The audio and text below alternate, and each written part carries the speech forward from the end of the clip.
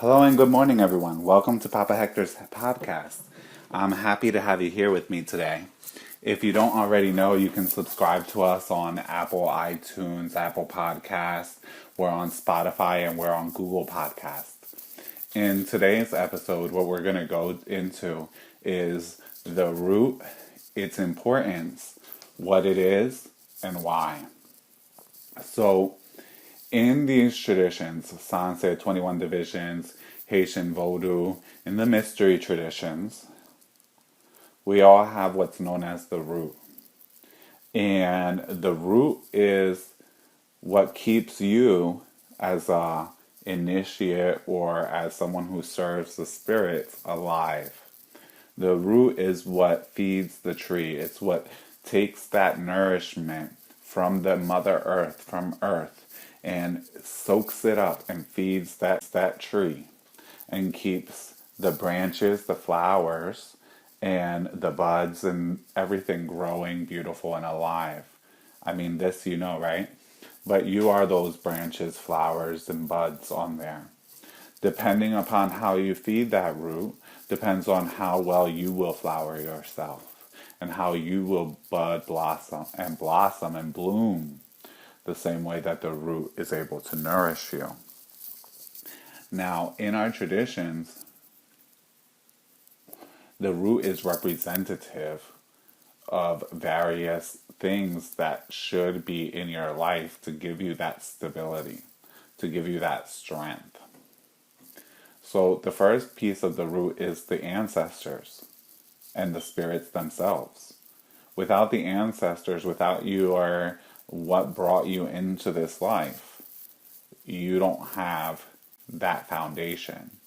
Now, depending on who you are and your spiritual path, your work with the ancestors may differ from person to person to person.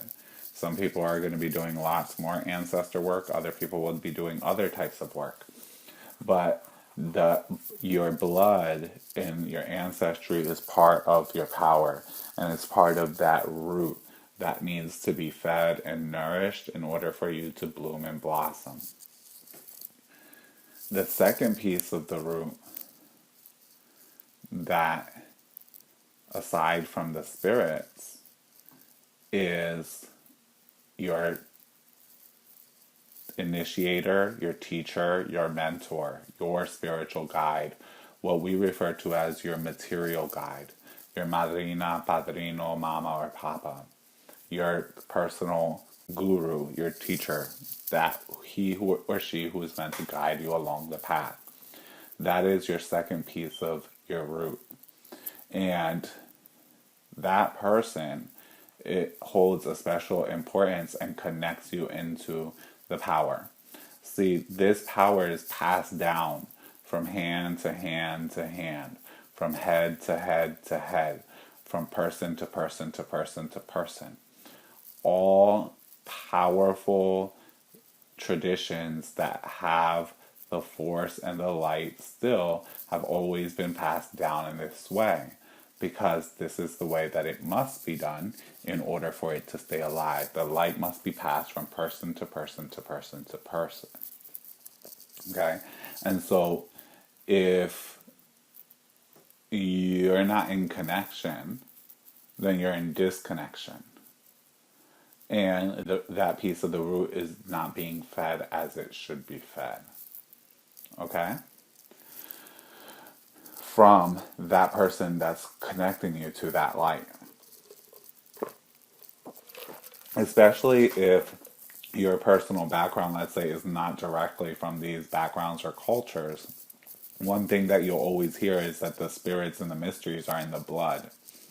And if you don't come from a family such as I did, where your family serves the mysteries and serves the spirits and has that line flowing from person to person to person to person within that bloodline, and those mysteries are strong and have a connection there, you're going to need to be reconnected with someone who does have that light and that connection to the mysteries to pass it forward to you. Okay?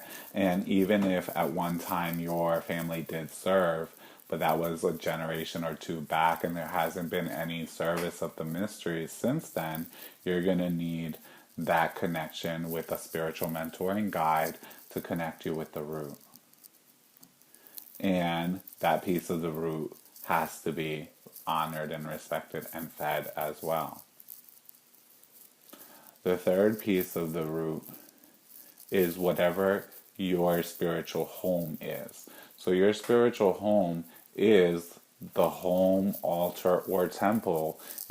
Every spiritual teacher mentor is different. Some, like in 21 divisions, it's not very common to have temples.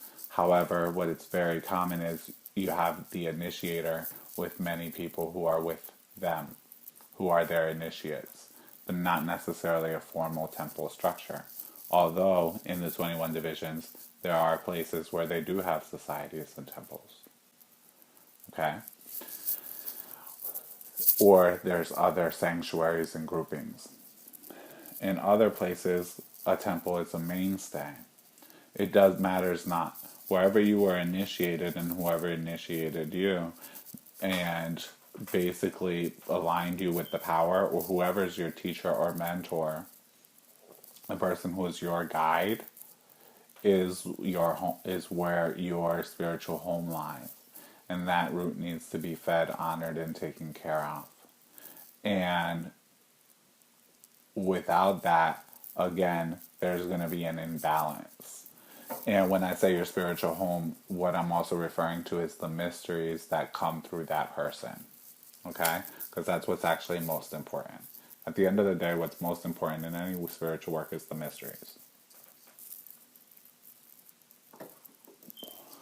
So then, the next piece of the root is that oftentimes these traditions aren't totally solo things. Okay?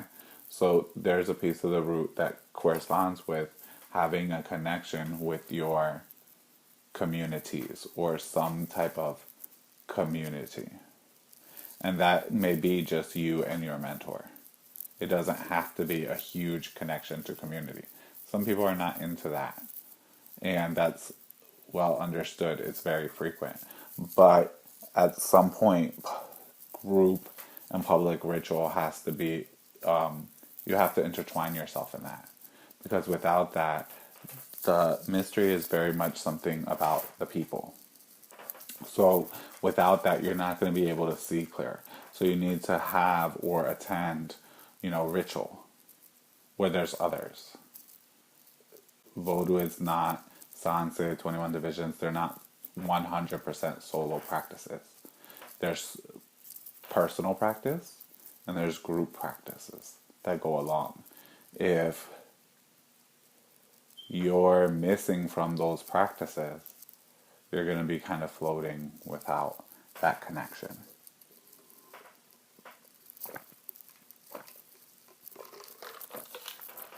And for everyone, this, depending on where you live and many factors, this is going to have various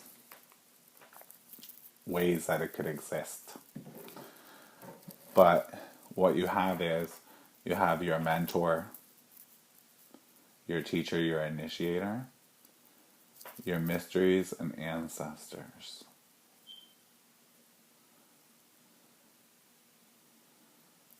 Your spiritual home.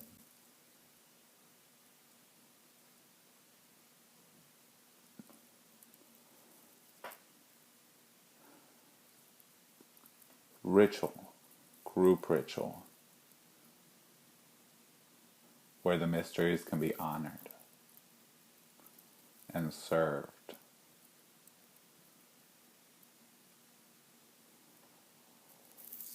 Okay? And all these things, along with respecting yourself, your spirit, who you are as a person, and what you need to progress and evolve, which goes along with your spirits and ancestors.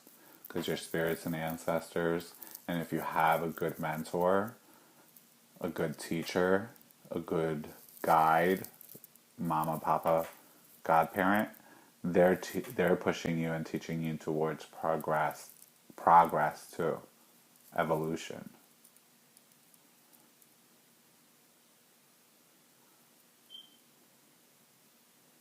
Evolution, change, and progress. They're all tied together. And when you're working with in connection to the proper teacher for you, the proper mentor, the proper guide that you need for your progress, you're going to see that evolution, that flow, that change. Now, I'm planning to do a series of little podcasts here on the various aspects of the root and what that means and what it means in old times versus what it means today. Because the understanding of certain foundational truths, certain foundational core concepts in our traditions is essential to being able to walk and work in such a way that is balanced, brings progress, brings evolution.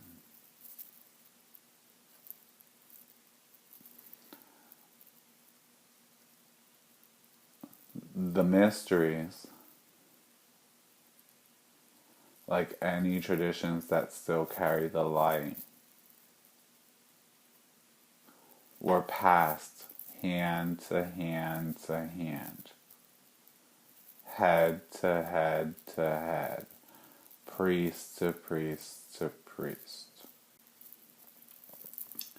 You can't fully function as a priest without people to serve.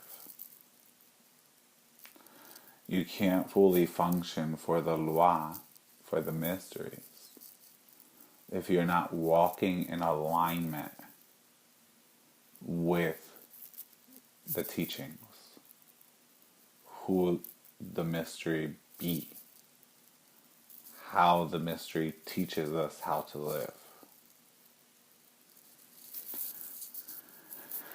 I find there's lots of what I call tessie, one side, half and half. Okay? And what I mean by half and half is that our traditions hold certain truths, certain core concepts or teachings. But it's very common, especially if you haven't grown up in these cultures, to absorb some and not all. Kind of cherry pick what works for you. And when things don't work in a complete sense, one is looking for all sorts of huge reasons why, but anywhere else rather than to become one with what this work teaches and what it promotes.